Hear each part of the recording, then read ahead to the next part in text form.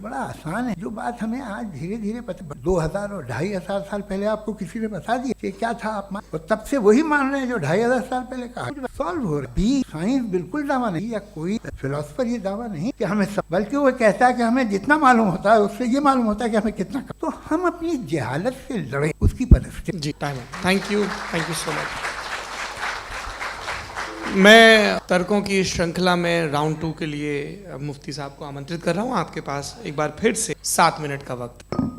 शुक्रिया। जनाब जावेद अख्तर साहब कई मर्तबा दोहरा रहे हैं कि फेथ का मतलब बताइए, फेथ का मतलब बताइए। मैंने बता दिया, फेथ सही भी होता है, गलत भी होता है। और आज हम फेथ पे बात नहीं कर रहे, हम ट्रुथ और डज गॉड एग्जिस्ट पे बात कर रहे हैं। क्या डज गॉड एग्जिस्ट, ये ट्रुथ यानी गॉड है या नहीं है, इसमें से दोनों ट्रुथ क्या है। अब आप उसे फेथ कह लें, बिलीफ कह लें, नॉट माई बिजनेस। उसके बाद आपने कहा कि भाई सवाल करने से मजहब रोकता है। मैं कहता हूं जो रोकता है वो रोकता होगा, मैं नहीं रोकता। बल्कि सवाल करें, सवाल करना चाहिए। सवाल कर करके तो हम आगे बढ़ते हैं, तरक्की करते हैं, और इसीलिए मैं आज यहाँ पे आया हूँ। लेकिन सवाल सिर्फ खुदा से नहीं होगा, आपसे भी होगा। सवाल एथिज्म से भी होगा।